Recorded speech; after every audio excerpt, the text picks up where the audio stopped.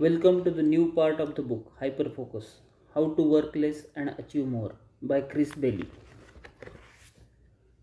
Chapter 3: The Power of Hyperfocus. Introducing Hyperfocus. Think back to your last upper productive workday, one when you accomplish a huge amount. On that day, chance are number of things were true. For starter, you were probably focusing on only one thing, maybe out of necessity, driven by deadline. This one task filled your attention space. You were also likely able to dodge distraction and quickly got back on track every time an interruption did come up. While you were working with intense focus, you were not working frantically, constantly switching between the tasks. When your attention wanders, which it still did often, but less than usual, you quickly brought it back to the task at hand. Your work was probably also at the comfortable level of difficulty, not so hard as it too intimidating, not so easy that it could be done out of habit. Because of this, you may have become completely engrossed in your work, entering a flow state where each time you looked at the clock, another hour had flown by, even though you experienced that time as only 15 minutes. Miraculously, you managed to accomplish the equivalent of several hours of work in each of them. Finally, once you overcome the hurdle of getting started, you experienced little resistance to continue. Even though you were working hard, you were not exhausted afterward. Curiously, you were less tired than after slowly working. Your motivation remained strong even if you had to stop working because you got hungry or had a meeting or it was time to head home. On this day, you activated your brain's most productive mode, hyperfocus. This term originates in ADHD literature and describes the phenomena where a single task consumes one's full attention, where or not the task is important. It's not that those with ADHD cannot focus, it's that it's more difficult for them to control when they do. I have adopted the same term to have similar meaning, intense focus, but coupled with deliberately attention. It doesn't matter how deeply you focus if what you are focusing on it is not important. When you hyper focus on task, you expand one task, project, or other object of intention. So, if it fills your attentional space completely, you enter this mode by managing your attention deliberately and purposefully, by choosing one important object of attention, eliminating distraction that will inevitably arise as you work, and then focusing on just that one task. Hyperfocus is many things at one time. It's deliberate, undistracted, and quick to refocus, and it leads to become completely immersed in our work. It also marks us immensely happy. Recall how energized you were by your work the last time you found yourself in this state. In hyperfocus, you might even feel more relaxed than you usually are when you work. Allowing one task or project to consume your full attentional space means this state does not make you feel stressed or overwhelmed. Your attentional space does not overflow and your work doesn't feel nearly chaotic. Since hyperfocus is so much more productive, you can slow down a bit and still accomplish an incredible amount in short period of time. This mode may feel like an elusive luxury in on the go environment in which we work and live today, but nothing could be further from the truth. Hyperfocus means You are less busy because you are permitting fewer objects into your attentional space. Picking with task to work on ahead of time lets you focus on what's actually important in the moment. This has never been more crucial than in our knowledge work environment, where not all tasks were created equal. You will often accomplish more in 1 hour of hyperfocus than in an entire day spent fill your attentional space to the brim with multiple and often undeliberate concern. This is counter initiative and absolutely essential advice. The more demand made on your time, the more essential it becomes to choose what and how many things you pay attention to. You are never too busy to hyperfocus. When it comes to your most important task, the fewer things you pay attention to, the more productive you become. Hyperfocusing on habits. The most important aspect of hyperfocus is that only one productive or meaningful task consumes your attentional space. This is simply non negotiable. Here is why: the most critical task, project, and the commitment benefit from every bit of extra attention. They are usually not habit, which is by default don't often consume your full attentional space. This is not to say it's impossible or on to hyperfocus on habit. There is no task too small to consume your attentional space. If you tried hard enough, you could commit your complete attention to watch paint dry. But there are two reasons why this mental mode is best preserved for the complex tasks rather than habits. First, hyperfocus requires willpower and mental energy to activate. Drawing from the limited supply, we have to make it through the day. Because habits consume so little of our attentional space, there is really no need to hyperfocus on them. Second, and more interesting, while your performance on the complex task benefit when you focus more completely, your habitual task perform actually suffers when you focus with your total attention. You may have experienced this the last time you noticed someone watching you walk and you brought your focus to making sure you walk like perfect normal human being. Chances are you immediately started moving like full blown mechanical robot, feeling as if you were failing all over the sidewalk. To pull it bluntly, your walking performance suffered.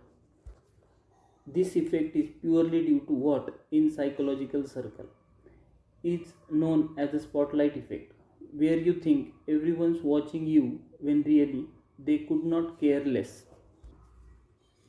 Or maybe the last time you went blowing, you found yourself thinking about why you were scoring more points than usual, what exactly you were doing well, but then your opponent started pulling ahead and eventually won.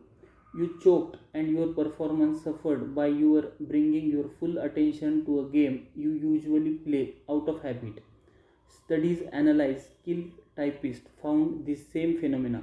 The more attention they brought to their typing, the slower they typed and more mistakes they made.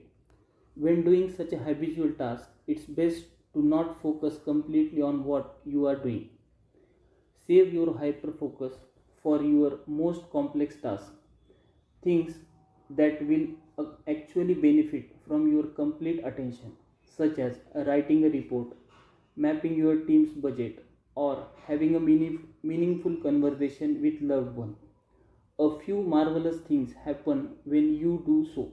First, because you are focusing on a single task, you likely have some attentional space to spare, enough that you are able to keep your original intention in mind. As a result, you are less likely to be derailed by the distractions and interruptions because you have enough awareness to notice that they are about to derail you. And maybe most important, you have enough attention to also think deeply about the task you work. This allows you to remember and learn more. Get back on track when your mind wanders and consider alternative approach as you solve problem. All of this will save you as immense amount of time in completing the task. One of the best way to get more done and done faster is by preventing yourself from focusing on things that are not important. The four stages of hyperfocus. In any given moment, you are focused on either your external environment, the thoughts in your head, or both. Engaging solely with your external environment means you are effectively living an autopilot. You slip into the mode as you wait for the traffic light or to change yourself found bouncing around a loop of same app on your phone. When you are engaged only with the thoughts in your head, you are daydreaming. This can happen when you go on a quick walk without your phone. Your mind wanders in a shower or go for yoga. You enter into the hyperfocus when you engage both your thoughts and your external environment and direct them at one thing intentionally. So, how do we enter hyperfocus mode? The science suggests we pass through four states as we begin to focus. First, we are focused and productive. Then, assuming we don't get distracted or interrupted, our mind begins to wander.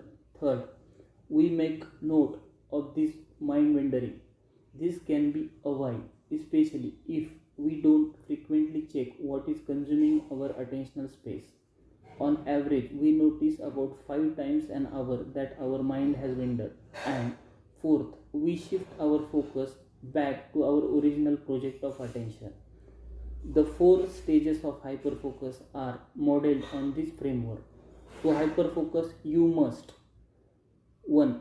Choose a productive or meaningful object of attention. 2. Eliminate as many external and internal distractions as you can. 3. Focus on that choose object of attention. 4. Continually draw your focus back to that one object of attention. Setting an intention for what we plan to focus on is most important step. The more productive and meaningful the task, the more productive and meaningful your action become. For example, if you set your intention to focus on mentoring a new employee, automating a repetitive task, or brainstorming a new project idea, you will infinitely more productive than if you work intention free and autopilot mode. This same idea applies at home. The more meaningful our object of focus, the more meaningful our life becomes. We experience the benefit of hyperfocus mode by setting such simple intention as being present in the conversation with our partner or fully enjoying a meal with our family. We learn more and remember more and process our actions more deeply, and our lives become more meaningful. As a result, this first step to reaching the hyperfocus mode is essential. Intention absolutely has to precede attention. The second step to reaching hyperfocus is eliminating as many internal and external distractions as possible. There is a simple reason we fall victim to distraction. In the moment, distractions are more attractive object of the attention than what we really ought to be doing. This is true both at work and at home. Email alerts that pop into the corner of our screen are usually more tempting than the task we are doing in other window. The TV behind our partner at the pub is usually more enticing than the focusing on the conversation. Distractions are infinitely easier to deal with the advance. By the time they appear, it's often already too late to defend our intention against them. Internal distraction must be tamed as well, including random memories and thoughts that bubble up. We are trying to focus. The mental resistance we have to unappealing task and the time we want to focus but our mind want to wander. Third, hyperfocus becomes possible when we focus on our chosen object of attention for the predetermined amount of time. This involves hunkering down for a set period that is both comfortable and feasible. The more groundwork we lay in the first two steps of hyperfocus, the more deeply and confidently we can accomplish these three steps. Fourth and finally, hyperfocus is about drawing our attention back to the original object of attention when our mind wanders. I'll repeat this point frequently as it is one of the most important idea in this book. Again, research shows that our mind wanders for 47% of the day. In other words, if we are awake for 18 hours, we are engaged in what we are doing for just 8 of them. It is normal for our mind to wander, but key to enter is we can spend time and attention on what actually in front of us. In addition, it takes an average of 22 minutes to resume working on a task after we are distracted or interrupted. We fare even worse when we interrupted or distracted ourselves. In this case, it takes 29 minutes to return to the working on the original task. The more often we assess what's occupying our attentional space, the quicker we are able to get back on a track. Don't stress too much about the right now. We will get to a specific later in this book. The concept of hyperfocus can be summed up in a single tranquil sentence. Keep one important complex object of attention in your awareness as you work. Choosing what to focus on. Attention without intention is wasted energy. Intention should always be precede attention. In fact, the two ideas pair perfectly. Intention setting allow us to decide how we should spend our time. Focusing our attention on that task get it done effectively. The best way to become more productive is to choose what you want to accomplish before you being working. When we set intention, it's important to remember that not all work tasks are created equal. Some tasks enable us to accomplish in an incredible amount with every minute we spend on them. These include such goals as setting aside time to plan what main task you want to accomplish each day. Monitoring a new employee who joined your team a month ago and writing that book you have been meaning to for a year. These tasks fall into the necessary and purposeful quadrant discussed in chapter 1. When you measure work in this quadrant against unnecessary and distracting tasks like attending endless meeting, catching up on your social media feeds, and repeatedly checking for a new email, it's not hard to see which you are productive. When you don't choose which quadrant of tasks to spend time on,